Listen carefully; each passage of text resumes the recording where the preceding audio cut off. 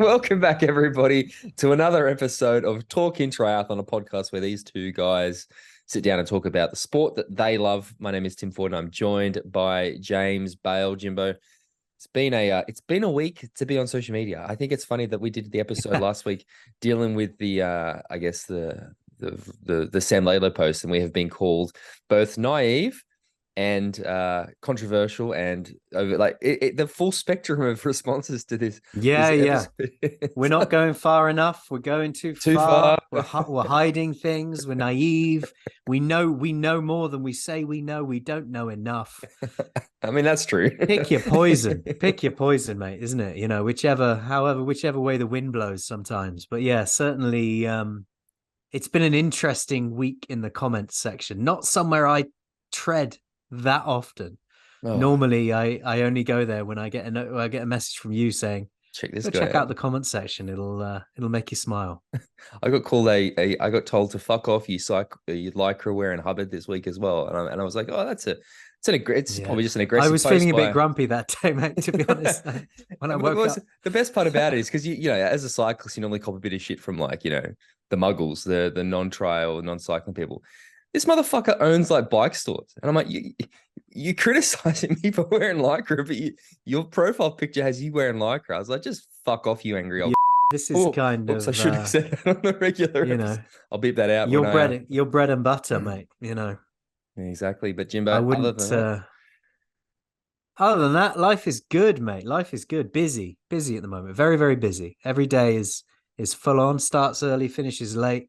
And even later tonight, because there's a podcast to do, which I've been looking forward to because it'd be interesting to follow up last week. Certainly interesting to follow up some of the chats you had with Max and some of the comments he came out with because they intrigued me. I definitely think so. I mean, let's not pretend it's a pretty slow week for triathlon news this week.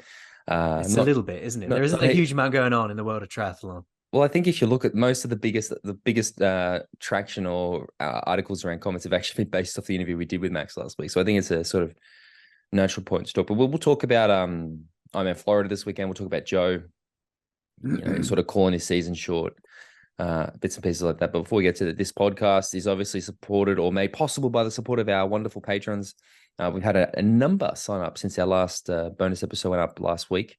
Obviously, they wanted to get the inside scoop on what we really thought about the Sam Laidlow doping investigation. But if you want to hear that as well as much, much more, head to patreon.com/talking triathlon, where you can sign up for $5 US a month.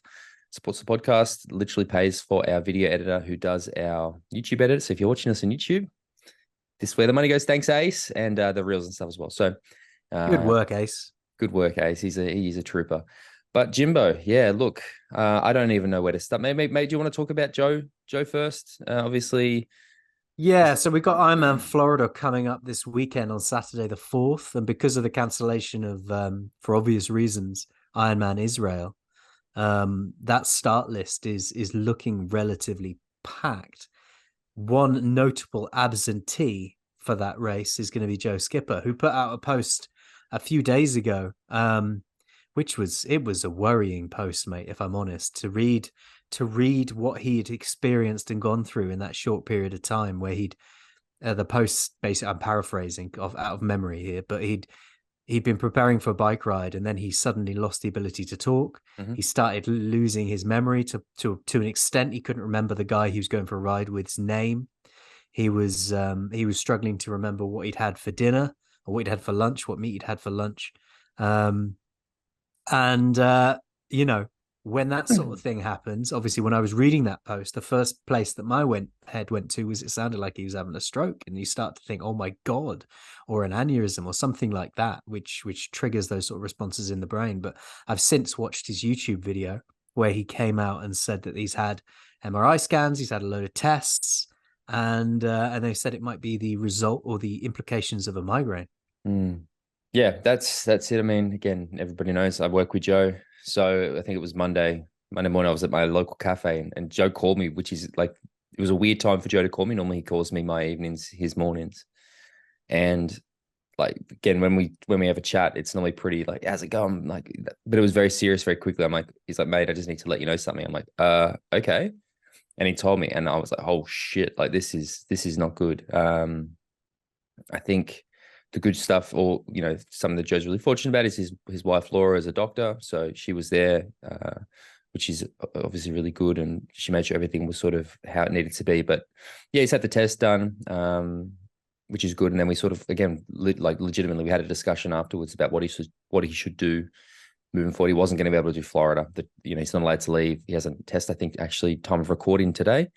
So he couldn't have gone anyway. But then he was like talking about Cozumel, and he's like, I don't know if I can.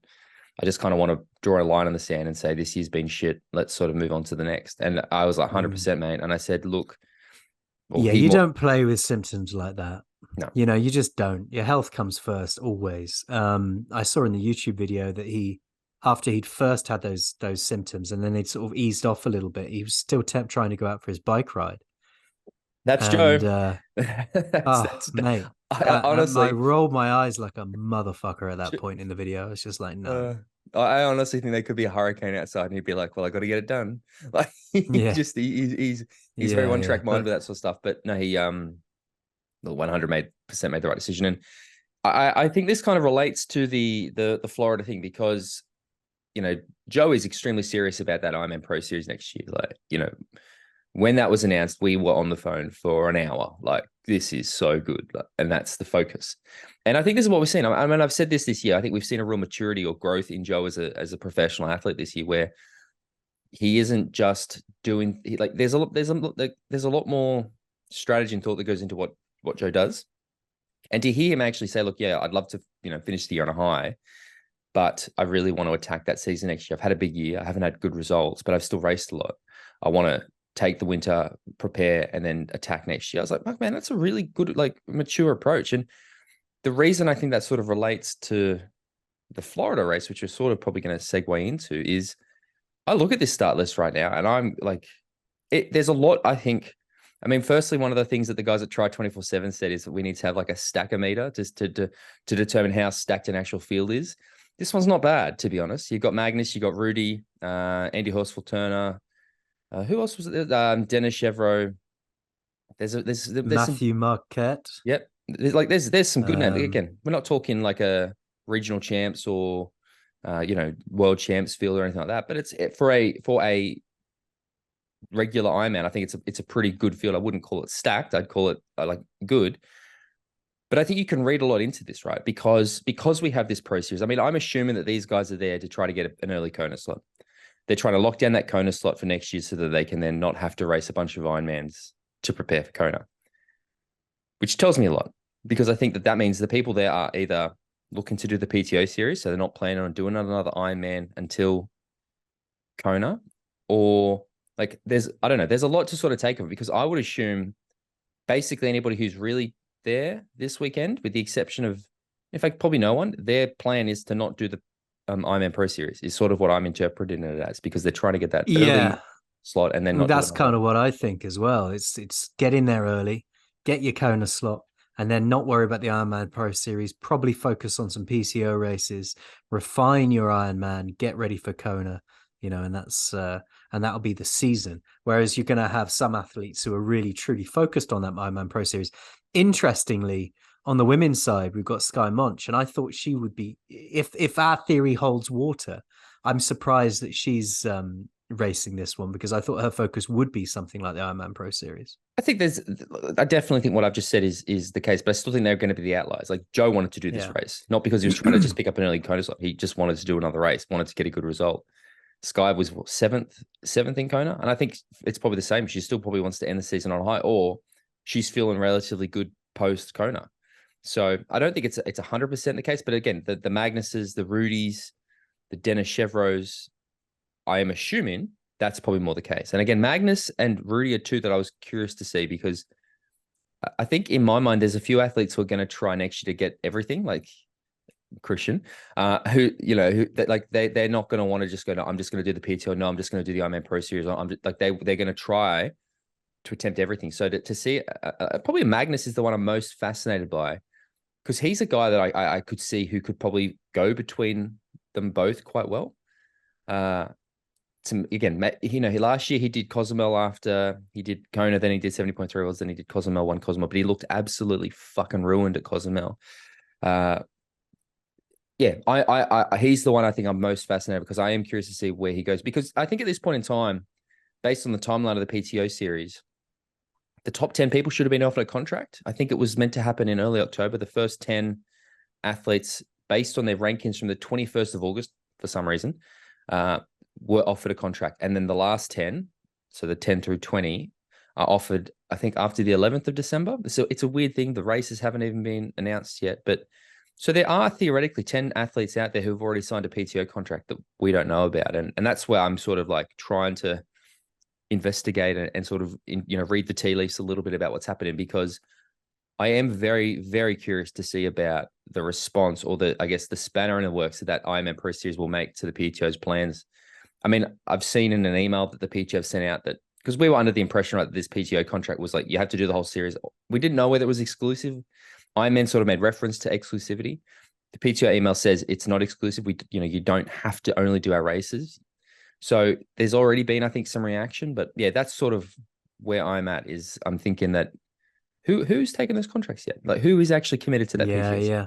And that's the interesting dynamic that a sport's got now, isn't it? Because we've got these defined series that are rising up that have piqued the interest of everybody. It's not the old days anymore where races and series would pop up and they didn't have the incentive behind them, you know, the cash behind them to make people interested. Whereas now we've got the PTO series, we've got the Ironman series, and we've still got the old traditional races of the 70.3 Worlds and Kona. And all of those come with a stimulus to get the athletes there, which is there is decent prize money finally on the cards in all of these things. So you're going to have people playing to their strengths and deciding which races they're going to focus on or which series they're going to focus on. One of the other And things, probably trying to hide that as well, because you don't want yeah, other people knowing. exactly. The other thing, just because we're on it, we're buckle in, guys. We're going to jump around a little bit We're this week. fucking on it. We are. I we've heard that they've confirmed 2 dates. I think the PTO series at the moment. We've got the Singapore races in April, and we've got the Ibiza race, which is in August, a week after the Women's World Champs in Nice. Which for the women, I think actually makes it. Women are going to have to choose, because if you have to do all the PTO series, I mean, they could just rock up and be absolutely shit after, an extremely hard course in Nice. But I'm curious to see if they do the same thing with the men. Where are they going to put one of their PTO races a week after Kona? Because you'd almost have to argue that they have to, right? If they're creating this issue for the female triathletes in the interest of equality, they have to do something similar for the men. Do you think they think that way, or is it more about just how our calendar falls? Like, that's the other thing I'm curious about, because you'd look at it and go, the women are disadvantaged here because the women are being forced to choose more than the men are, just based on the timing of the season. I don't know whether I'm just reading. People are probably going to go, oh, "Shut up, you're reading too much into it, you bloody, wanker." But I don't know. Like, that's a real thing for me, because I do genuinely, we've heard Lucy Charles come out and say she's probably not going to do Nice next year because she wants to do the PTO series, which to me is a tragedy. Like, she's just won a world title. I'd fucking love to go see her defend it. But if the PTO series is there and you've got to do it as an athlete because that's where the big prize money is, yeah, I don't even know what I'm trying to say, but it does seem like there's a. It depends. It depends. We haven't really had any insight yet, have we? We're not. We haven't had any insight for a while behind the curtains of the PTO. I don't know whether they're what their stance is, whether it's a cooperative, we're going to try and work together within the sport with the existing stakeholders, or whether they've got more of a sort of slightly bullish attitude now, where it's like, you know what, we're here to stay and we're here to try and take over. If that's the case, then yeah, I wouldn't be surprised if they did put the race, back it up behind the women's race in Nice. Well, that one's Sorry, in confirmed. the Yeah, that one's yeah, confirmed. I meant the other one. Because they want to try and put their foot down a little bit. I It do, depends. yeah. I don't know what their attitude is right now. I do think that, again, credit where credit's due to Ironman. I do like that Ironman have come out and been like, this is the calendar, these are the races, you can start planning out. Whereas the PTO, I mean, I've heard it's 2 American races, 1 Asian race, 2 European races at this point, because they apparently a lot of the races they've gotten to like 99% of the way there, and then one little thing sort of derailed them. So I actually think they're sort of struggling to identify where their series is, which is why we haven't had confirmation of the events. Because, yeah, I get the emails that the athletes get. That's how I know a lot of this stuff. But their plan was to announce the full series, I think, at the end of October. Around this time, really, they had plans to have the full series announced athletes, the top 10 confirmed, and then the next 10 in December after the last round of rankings. But they came out and said, actually, we're not going to do that. We're going to go, announce the races they're sort of confirmed, which to me, again, reading the tea leaf says, okay, they're not having as easy a time of locking down their venues. I'm fascinated again to see what the actual shape of that PTO series ends up looking like, because you'd think Singapore, this race they've got in downtown Singapore, the city center, like, okay, they're doing something right. But then it sounds like they're actually struggling to find other venues. And yeah, I don't actually then know what's going to happen. Like, I just think as an athlete, because I know some of my guys are like, they want PTO contracts. They don't know what the status is. We can't get answers.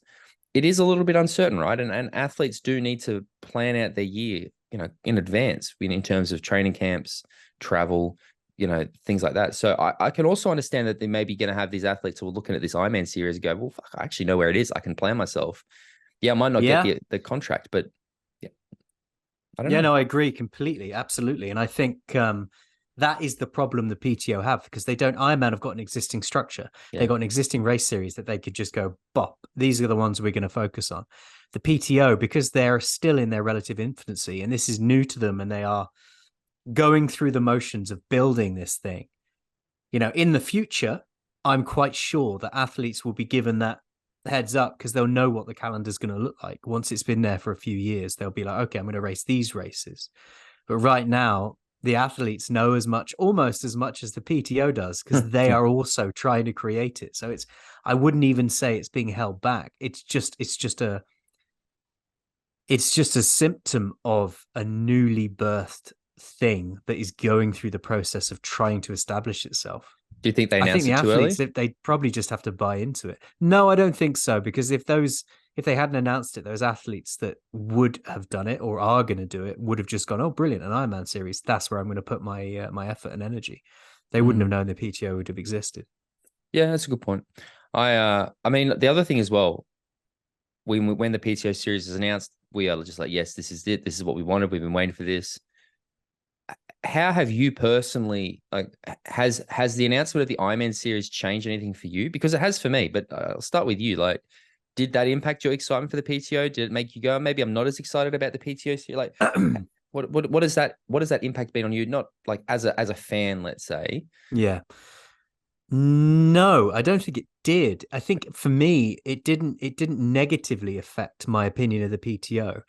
All it did was add to my excitement, because I think we're going to we are going to see two channels of athletes, two different types of athletes racing both series. I don't think, and now I might be wrong, unless they put their races right up against each other, even if they do that, I don't think we're going to see them be to each other's detriment too much, because I think we are going to see two different types of athletes really going for the win on both of those series. You might see some crossovers in the midfield, and further down, but I don't think you're going to see much crossover when it comes to the very pointy end of those series. Do you think then that the top athletes are going to go the PTO route then? Is that sort of where, because if you're saying there's not going to be a crossover, do you think there's going to be an even division of the quality athletes? I wouldn't say it's even the top athletes. I think you're going to have some people that are much more suited to racing a long distance race multiple times a year. But I mean, there's still 11 70.3s in that series. Like, there's still a significant number. I think there's more 70.3s than there are Ironmans. And I know that we focus on the Ironman races because 3 of them count for the rankings, but we've still got exactly significant number of other 70 point. Yeah, I know what you mean. I think if you're a middle distance specialist, you go into the PTO, right? If you're an athlete, into the PTO, yeah. If you're an athlete that races full iron distance really well and can repeat that, you're going to try and get those three high quality scores across the year and go for that finish. Well, let's use a Magnus as an example, because Magnus to me is probably a Magnus, a Christian once he's done with Olympics. Like, those athletes who do go between the two, like Patrick Lang, there's no chance he's doing a PTO race. I would bet my money on the fact that he's not accepting a PTO slot. Joe Skipper, not accepting a PTO slot. Whereas a Rudy von Berg or a Magnus Ditlev or even a Sam Laidlow, I'm not so sure, because they do really well at the middle, like very well at the middle and short distance stuff. We've seen Magnus have multiple podiums. We've seen Sam Laidlow lead those PTO events, but then they also win in a podium at Ironman races too. Like, they're the athletes that because I'd love to see them do the PTO series, but I'd also love to see them do the Ironman series. And that's where I go, well, Are we going to see them attempt to do both? Or are they just going to have to actually go, no, I'm going to pick this one? Or are we going to see them see what I imagine we'll probably see is a lot of those guys will do. And again, based on Florida, which is where we started at, they're probably going to commit to the PTO series, but still come and do the Kona race or do the big one. And then, just see what points they pick up, I suppose, maybe do a few 70.3s along the way or try to get the points after. No, Kona's the last Ironman race, I think. So yeah, it's going to be interesting to see how the season shakes out. And like you say, there are some athletes that are perfectly positioned to cross between the two and to be able to race the PTO distance 70.3 and the Ironman. But there are a lot of athletes out there that I would consider have much more preference for the full distance. Joe, for example. Yeah, 100%. Patrick Lang. I think Patrick Lang's the other guy we're going to see. I think Patrick Lang is laser focused on that on that Ironman series next year. Like, I really think if I had to, the two athletes, even Cam Worth's another guy who does 10,000 Ironmans a year, but he's always up there or thereabouts. Sky Munch, I think she'll be Daniela Reef, that full distance. Reef. Daniela Reef. I think she's sort of, I know that she beat Ash in Switzerland, but her best performances do seem to be at the iron distance, and she's only got a little bit of time left. So that's another athlete I'd expect to see. Whereas, like Lucy Charles, for example, I think she sort of said she's doing PTO and like actually talking about foregoing Nice. So, but what I was going to, I said, sorry guys, buckle up. I will admit that when the Ironman series was announced, I think it unfortunately did impact my excitement a little bit about the PTO series a little bit, just because it just feels so much like the PTO series is great, but there's a level of caution that I think we've just developed naturally from, constantly getting our hopes up about things in this sport and always having them sort of either, athletes get injured or they fall through or things like that, where I saw this Ironman announcement. And again, my first reaction was, this is awesome. This is great. Fantastic. And then upon reflection, you start to go, what does this mean for the PTO? And then it does sort of start to make me go, maybe I am a bit more, the PTO series isn't going to quite be what we wanted it to be anymore, because we're going to see a lot of the athletes sort of choose. And yeah, I will admit, I think it did sort of negatively impact my excitement a little bit for it. The PTO have still got more money on the line than Ironman. Yeah. I mean, as much as the Ironman series might be great, ultimately these people are trying to make a living out of this, and that PTO series still comes with more cash. I don't think we're going to see it damaged that much. It's interesting though, because I mean, it's contract season, and I've been having lots of conversations with brands, and I am very surprised at how little interest there still is from brands around the PTO series. Like I've had brands specifically tell me that if athletes are choosing to focus on the PTO series over the Ironman things, that they're probably not going to get their contract renewed. And again, like having the, sort of unpacking that. Are you getting the PTO series included in bonuses easy enough? Nope. Even that's becoming a bit of a struggle. Like some of them are like, yeah, we'll do it as a, whatever, but it's not, it's interesting. Again, so I don't know how much, shot we talk behind the curtain for people, but like with bonuses, normally there's, certain categories, like this is an A tier bonus race, which is worth X amount, and then a B, C, almost like the rankings for the PTO. And it's been very easy to get those Ironman Pro Series races up to almost like regional championship plus level bonus races. Whereas the PTO ones, if any bonus, because sometimes they're just like, it's not of interest to us, or it's just a standard 70.3 bonus. Like I am fascinated by, and talking, because, you sort of ask, like, you have good relationships with the people. It's not purely business. And it's like, I'm curious to unpack it. And they just sort of say, like, the story is Ironman. Like for these brands, and we're talking all in-sport brands, right? I don't think it'd be a different story with the out-of-sport brands. But the in-sport brands still see the value of the Ironman story. They see that the audience who is going to buy their product, their bikes, their swimsuits, their tri-suits, whatever, are more likely to relate to the athletes doing the Ironman series than they are the PTO series. So it's because there's this huge amount still on participation, and that's the problem with the in-sport brands.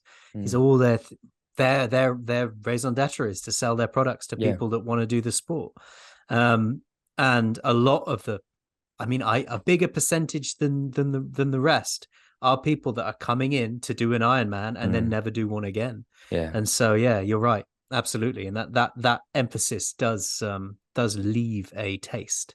I think maybe that is what's sort of shaping me, because again, originally it was just like, this is all good, this is positive, this is exciting. And it's like those little chips are just being taken. It is just starting to sow the seeds of doubt a little bit. And maybe it is just making me go, because again, on the record, I am so excited about the PTO series. Like That's the thing, man. We got to buy into the journey, haven't we? Because yeah. yes, right now, that participation, that sport being hugely participation based, is biasing your subconscious and your enjoyment of the idea of the PTO series, because you're like, oh, it's going to negatively affect everything. Buy into the journey. You got to buy Yeah. into the journey, haven't we? If the Yeah. PTO has their way and things go well, then that participation model that the sport is based is going to change slightly, because you're going to have actually a sport grow that has a fan base that is simply watching that sport, maybe or maybe not participating in it, like all other sports seem to Correct. have. I know. And so ultimately that will change the dynamic. If the And evolution then is once you've got those fans who watch that sport as a fan base, the brands are going to be like, oh, actually, yeah, it's not about the yeah, participation anymore. It's not about the Ironman journey. It's about the sport and the and that's amount when of broadcast eyes the and the big brands come in. Then advertising. yeah, the big brands that Yeah, aren't just triathlon, but you're not just having Zoot Sports and Canyon Bikes exactly. This sponsoring is the athletes. I was yeah, going to yeah. say This is when you've the got evolution will be banks and complete. shit advertising in the commercial breaks. You know, when I start saying that it's all about the age grouper is when I've gone too far.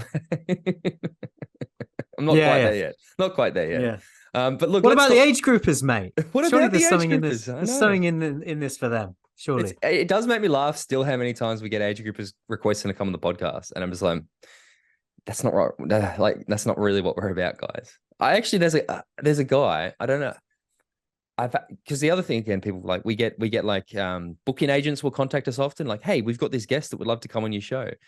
And honestly, I don't think we've ever accepted a single one of them. We tried. One of them was, I think Ben Hoffman was one once, and we're like, yeah, let's do it, and then we never heard back. But it's amazing that like a lot of them are just age group triathletes, and I'm like, why does it? Why does an age group triathlete have like a booking agent to try to get them on podcasts? And I just go, nah, that's not what we're really about. Thanks. But yeah, Was it anyway, your booking agent? it's me. Yeah, I'm actually. Yeah, yeah. This is not. This is an elaborate ruse to talk about myself as an age. I mean, you can tell I talk about myself as an age group triathlete on this podcast all the time, mate. Like it is the Yeah. yeah. But let's talk about Florida a little bit, because we did go down a mad rabbit hole. Can you go? You've got the start list Yeah. there.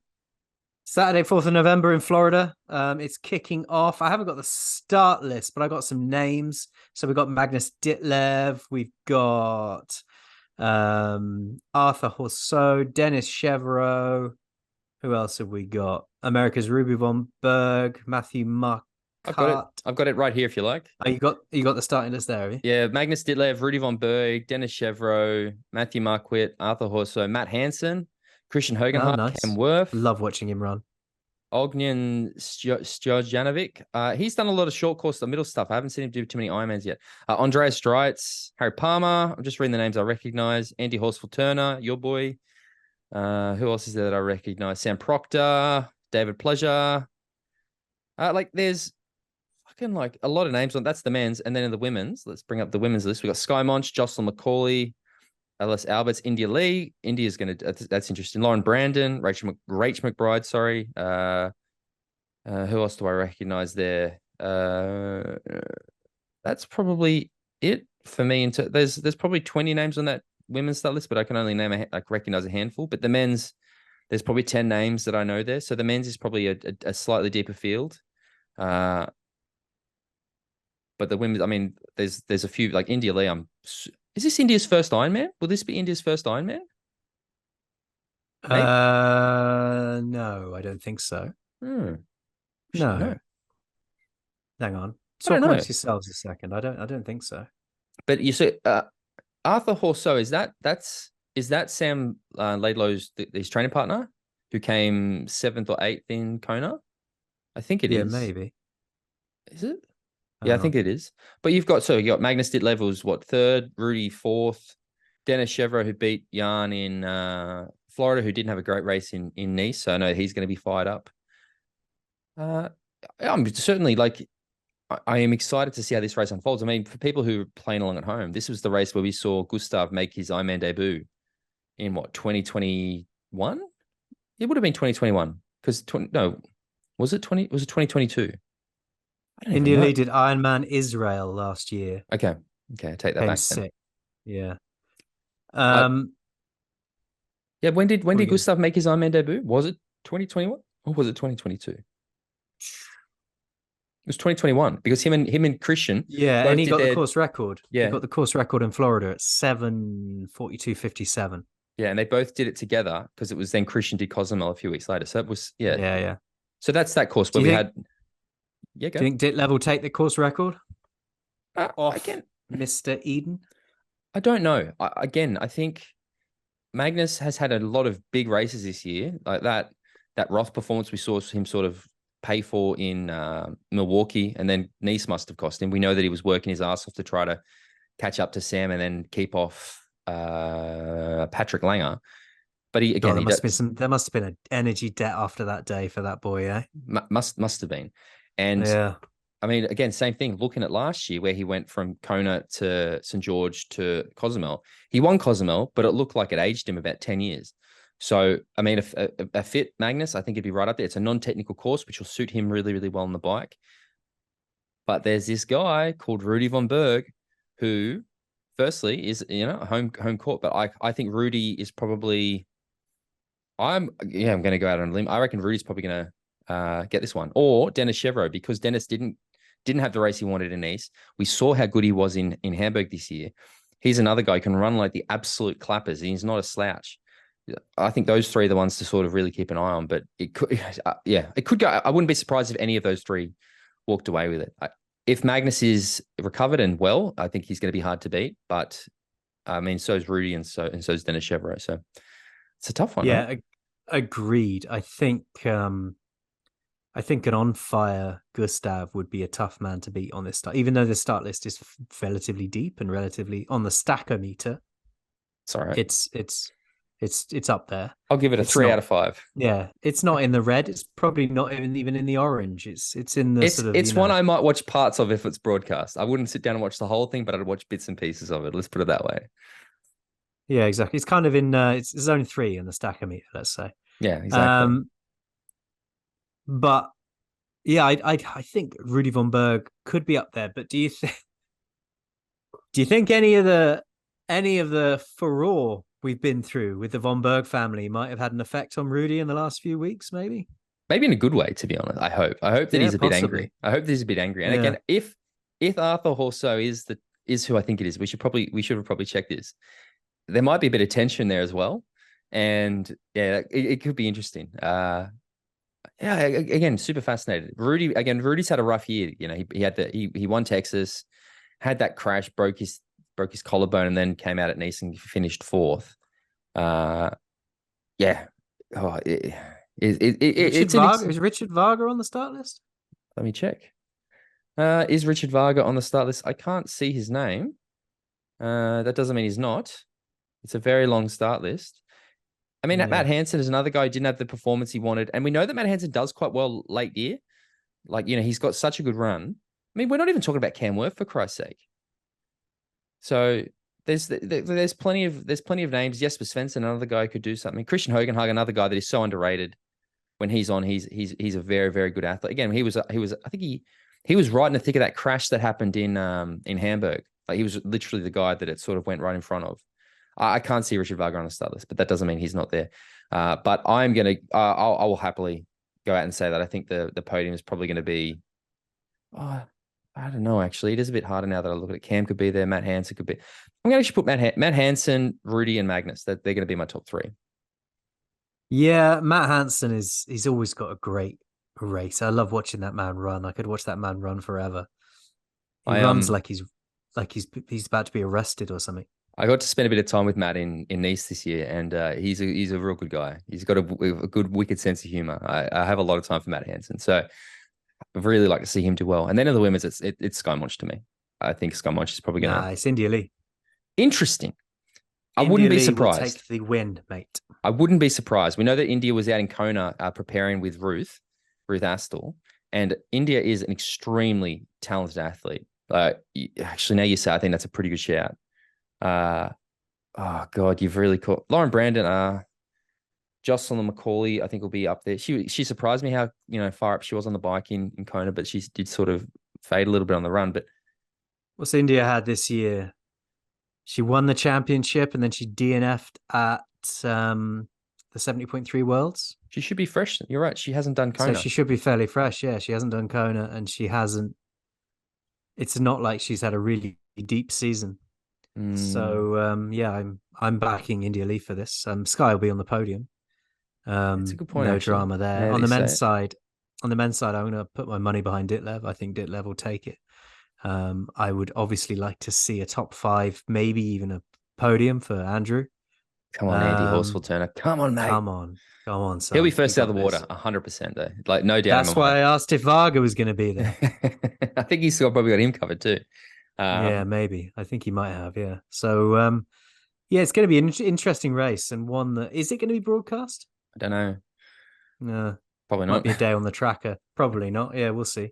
Again, I'm okay Um, with it. It's not a race that's that big a deal that I'm super keen yeah, to no live watch, to be stream, honest. And so yeah, it'll that's just be that's on the tracker. we have really got Stockholm syndrome, is it? We're like, oh, that's all right. Oh, yay, a sport I like, and I don't get to watch it. I'll check the tracker every 20 minutes. You know, I Brilliant. speaking of broadcast, I watched half of the Miyazaki World Cup race last week in Japan. The Brit, what was his name? Fucking absolutely ran through the field, ran crazy fast to win it. But I couldn't believe how good the broadcast was. I was sitting there going, this is, Really? yeah, for a World Cup event, right? Like normally, so again, people who don't follow short course as much as we do, you got World Triathlon Championship Series, which is the Piste Resistance, the top, and then you got World Cup, which is kind of like first division under Premier League. And the broadcast Championship. championship, sorry, I'm not English. I'm talking about rugby league. The broadcast is normally shit. World Cup events. I think in New Plymouth this year where Hayden won, it was literally almost like a bloke's phone because it was so shaky. So I didn't expect much. And I turned, I was like, this is actually possibly the best broadcast race of the year that I've seen. Considering it was just this little race, like they had multiple cameras on motorbikes following the chase pack and the lead group, and the course was really sort of easy to follow and well laid out. And yeah, credit where it's due. It was actually a really cool race to watch. This is Thailand a hell lead. of a segue. If you're doing using this as a segue, mate, it's a hell of a segue. I I love was it. just going to talk about the broadcast because Oh, okay. well, it kind of is right because I think what we were Yeah. then going to talk about a bit was about the chat that I had with Max last week, where Max and Kate, sorry, I should say, where we were talking a lot about the state of short course and the fact that as a short course athlete, you'd be looking at what's happening in the middle of a long course racing at the moment and be feeling a little bit left out. And I mean, it's something that I'm a huge believer in, right? Is I think that short course triathlon leaves a lot to be desired. And we sort of talk about it on and off, but I thought, you've listened to the episode. I was part of the episode with Max again. It's something I'd like to discuss a little bit with you about what you think the state of short course is at the moment, because we at the start of the year we were quite worried about long courses, saying we think triathlon's in a bit of a bad way, and I think that a lot of our fears have been alleviated based on the announcements that have come this year. Whereas it's sort of swung the other way for me now, where I look at short course and go, I think it's in a bit of trouble. Yeah, it's interesting this, isn't it? Because I can't remember when it was, 2016 or 2017. I met Richard Murray and I said to him, we were having a beer or something, and I said to him, when are you going to go long? Are you planning to go long? And his response was, when they start paying some money up there, mate, Wow. because I like it down here because we make the money. And it's interesting how that has changed, now. And when you listen to athletes like Max tell his story, and how basically he said, if you want to go to the Olympics, you race World Triathlon. If you want to make money, you go to the PTO, Super League, or French Grand Prix events. Mm. And I feel like World Triathlon they've taken their eye off the ball. Certainly, if the sport is professionalizing itself like cycling did back in the day, then that adherence to the Olympics from triathlon's perspective is going to shift. The Olympics is going to not hold as much weight as it used to. Because, we've got to remember, triathlon was only allowed at the Olympics in 2000. So it was a relatively new thing. And it was a special thing. And those federations of World Triathlon have seized on that. And they've almost got like a captive mass of athletes all competing for those spots.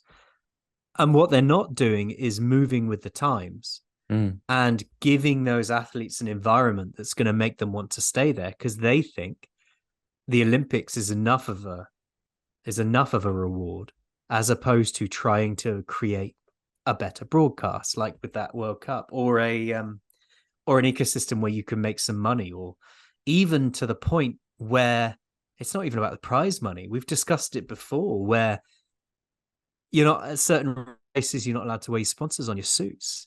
You know, if an athlete feels like, all right, fair enough, the prize money is a bit crap, but I can get some good sponsorship because at least but if you can't carry the sponsors with you into the races, then what's left for you there other than not wasting, other than dedicating years of your life to the pursuit of a gold medal, a silver medal, a bronze medal, or even participation in an Olympic event, because that is an experience in itself.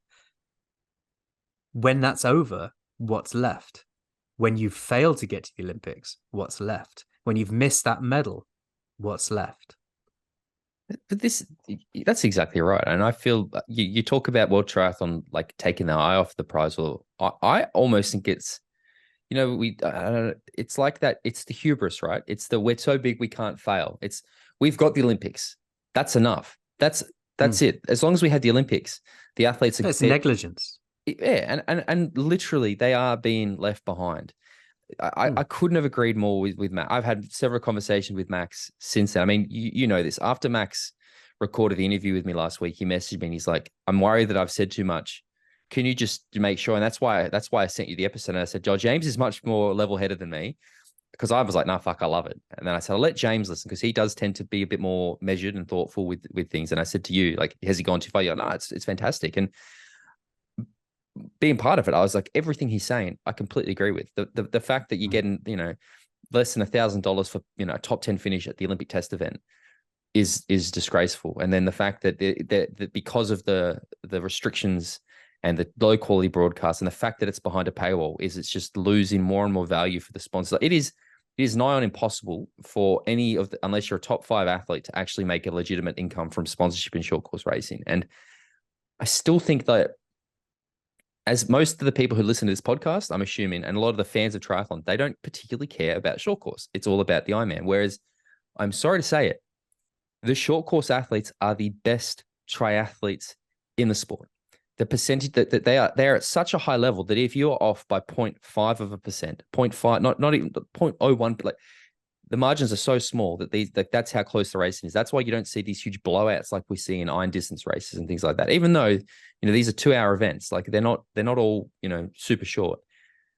They just don't seem to, it's not represented well, or there's not understanding because it's just become, it's boring. And the whole, I don't particularly care if a person's racing for Australia and they have the green, it doesn't stir an emotion in me. I'm not sitting there going, oh, I don't want Alex Yu to win because he's British. No, I want to see great racing. Good racing. Yeah, exactly. And I just do not see how it is set up at the moment for that. And it's not, because all they're thinking is, well, why bother? Because we have the Olympics and that's it. And I mean, even right, the whole point system is so goddamn complicated. And to be honest, even I'm sick of hearing about the points and this fucking selection criteria and that, and are they going to confirm them and no, and God, like it's just so boring. There's so much bureaucracy. Archaic and boring. Can you imagine Premier League football, right? And you've got the relegation. So it's pretty straightforward. The bottom teams go down, the top teams from the championship go up. Person with the most points at the end of the series wins. Can you imagine if it was suddenly, and also, well, technically there's these different criteria, and if you meet them, you may be eligible, and if you're not, you may, and then it's just like you'd be sitting there going, what the fuck is going? We talk a lot about stories, right? And that and there's different tiered games as well. That game will get you more points. That game will get you less points. But it's a mental system. I don't get it.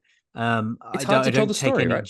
It's hard to tell the narrative. It's very difficult. And we know that to tell that narrative. We know that from a commentator's perspective as well, how difficult it is to tell the story of World Triathlon, and how difficult it is to understand the point system, and how difficult it is as a sponsor to go in and try and understand what value you're going to get from sponsoring a World Triathlon athlete.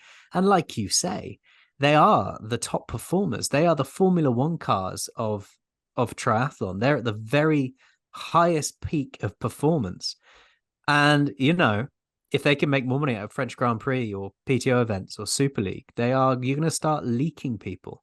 And that is it's going to push the sport into that professionalized area faster. And this thing that the Olympics, that World Triathlon have got, that they are more than happy to rest on their laurels and say, this is all we ever need. We're too big to fail.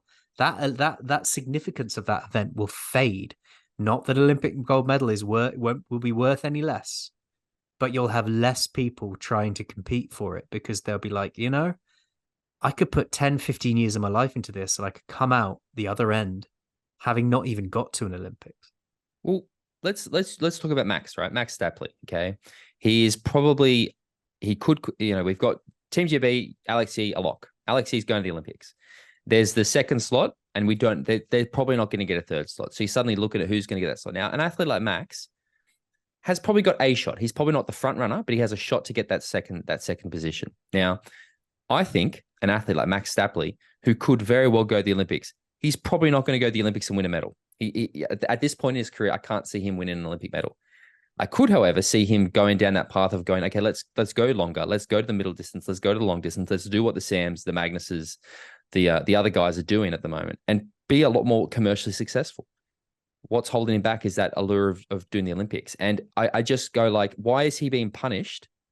Like literally being punished commercially because of the pursuit of what is meant to be the pinnacle of the sport. And it's backwards, man. And I am so frustrated by it because, again, I work with so many of these short course athletes, and you know how hard they work and you know what they put into it. And then you hear, or you just have these conversations where, I'll talk to brands and be like, hey, I've got some athletes. They're like, we're not interested in short course. I'm like, but you haven't, not interested. Nobody cares about short course. And you're like, fucking hell. Like, and again, the thing that I struggle with, right, is that it has created this dependency on the federation where the federation gets to make the calls. And again, like you look at Super League, right? Super League pay the best money and athletes are told they can't do it by their federations. Like there's so little actual like consideration for the athlete's ability to earn an income that they'll go, no, you can only do 2 races. So that means you could have won the whole series, made X amount of doesn't matter because it's not in our best. As your federation, we're interested in you having success at the Olympics, keeping our job safe. Like it's a conflict to me. Like, where's the athlete first approach? And I don't just want to rant about it because as the second biggest cycling fan in the world, and I don't know if you know enough about it, but what I'm curious about is how do we transition? Because I really want to, I'm convinced of this now, that the future of short course racing is to follow the cycling method. Commercial teams, athletes don't have individual sponsors anymore. You get the team, you get their bike, you get their shoes, you get their swim stuff, you get that's the model. And then you race for that team all series. And then you maybe do a grand final race for your country. How did cycling transition from individual athletes to the team model? Well, I mean, it wasn't like cycling didn't really transition from an Olympic focused sport because cycling grew out of the popularity of really famous old races. Mm-hmm. It grew out of the popularity of the Tour de France, of the classics, of all of that, all of those races that have been around for 100 odd years now. But what it did do was go through a period where it went to a national teams. Everybody, I can't remember what year it was, but they switched to racing for national teams for a while, and it fucked it all up. Yeah, because suddenly you had people. It ruined the sponsorship element of it. It ruined the competitive nature between the teams because some nationalities were better than others. Almost like triathlon. And and then they flipped back because it used to be an individual sport where you didn't race in a team. Yeah, that's what I mean. Then they went to teams. Then they went to national teams. Then they went back to individually sponsored teams. Pro cycling's always had that sponsorship in it. It's sort of birthed out of the idea of existing to promote something. The Tour de France grew out of the need to promote a newspaper, for example. I just see this transition being a challenge, right? Because you've got certain athletes in short course at the moment who do quite well. Christian Blumenfeld, Hayden Wild, Alexei, Gustav Eden, even though he's terrible at short course. Like these guys have got significant personal sponsorship. So the idea of saying to them, guess what, guys, give it up. You've got to get rid of your personal sponsors, and you've got this team. And the team might have to pay that athlete.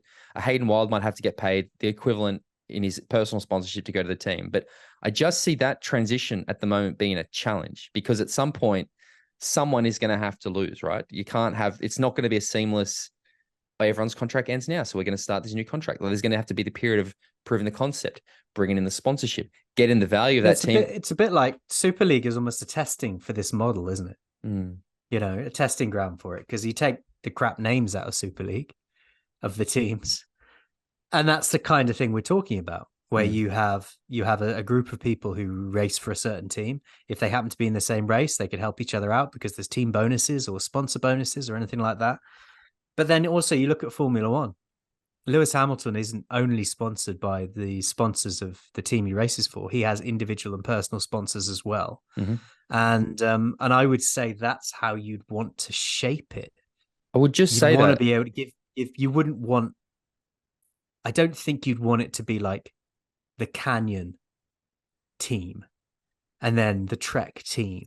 But So it's you the- had, I think that's the only way forward, have, though. I think I think I can only see that, to me at the moment, at least, that's the only pathway forward at this point in time, because of, we just said it earlier in this episode, right? That the majority of sponsorship in the sport is the in-sport sponsors. So this is what I'm talking about with it. Because again, I think ultimately you'll get to the point where you've got the, you know, the Alpecins and the Coca-Colas and the I don't know, fucking Commonwealth Bank. You've got the bigger sponsors, but they're not going to come in and take the risk, right? They're going to, once the concept is proven. So you're going to have to start with the endemic brands.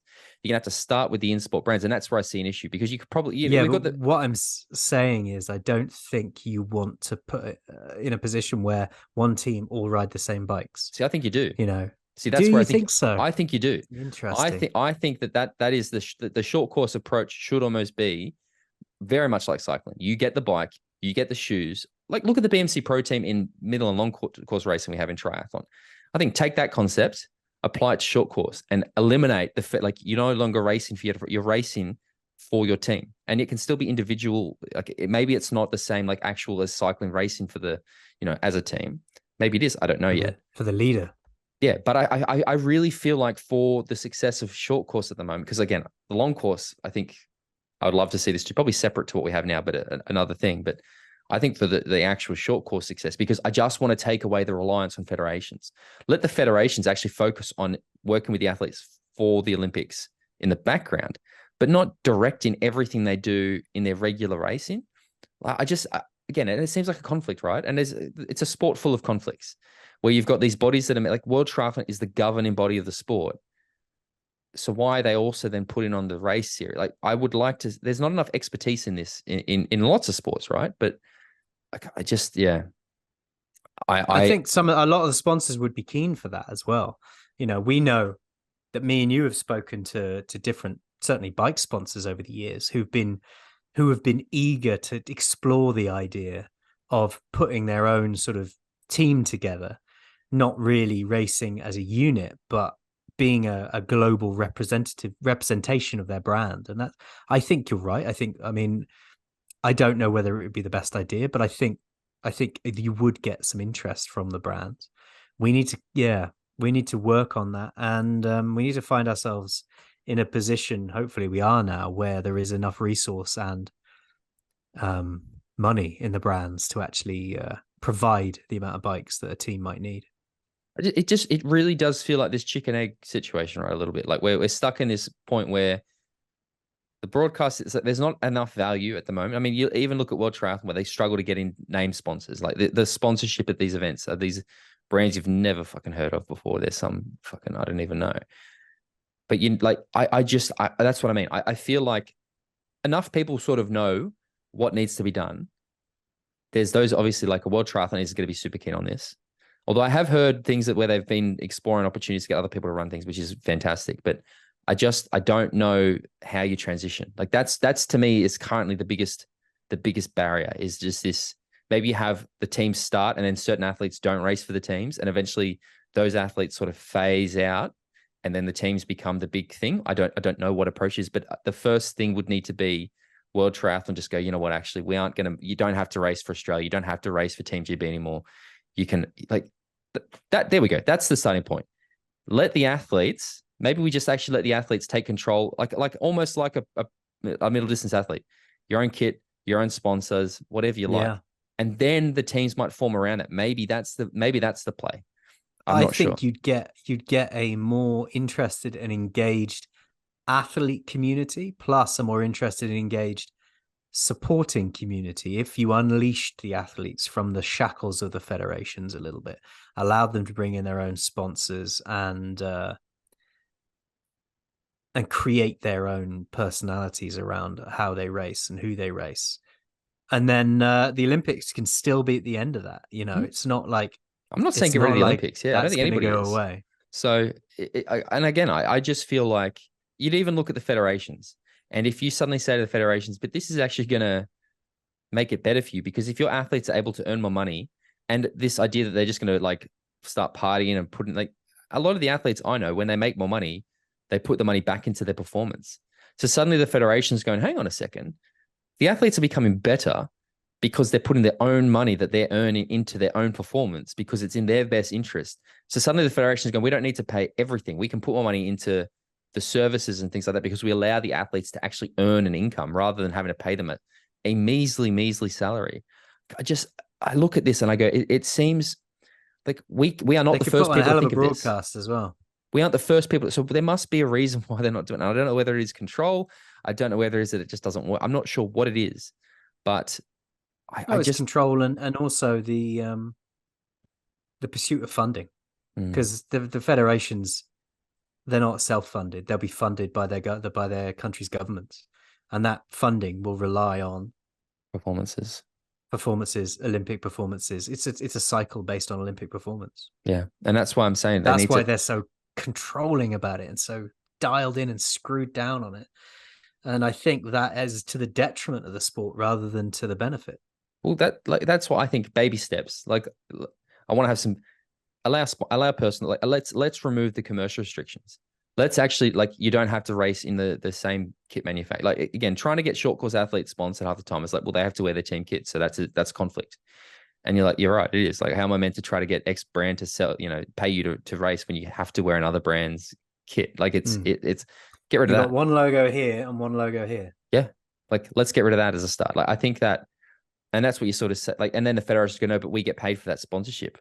Yeah, but don't, like, allow the athlete Yeah. to, like, or you have it as, like maybe the sponsorship fees less, and the athletes who don't have personal sponsors wear it. I'm not, again, I mean, I could come up with a solution, but I think that is like the immediate step that needs to be taken is they need to get rid of that restriction. And then, yeah, no more racing for your country. Like, do it at the grand final. Like, let's have the World Triathlon Grand Final. You still have the series, and the grand final you maybe race for your country or whatever it is. But okay, they really have to sit down and look at themselves and go, what are we actually doing here? Because, like, they probably got that mixed team relay into the Olympics in Tokyo that we win in. Like, look how good we are. Pat ourselves on the back. This is and I don't think it is. Like, I'm almost convinced now that the Olympics is the worst thing that's happened to triathlon in a long time. And it disappoints me because I love it, but everything has just become much more difficult. Like, Yeah. and this obsession with the set distances, and it's just become so vanilla and Yeah.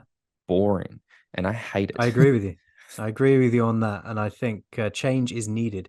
And hopefully it might come at some point because like I said, I think they have taken their eye off the ball and we're going to start to see a leaching of athletes from the World Triathlon series. And I don't think like an oil tanker, they might not move fast enough to stop it.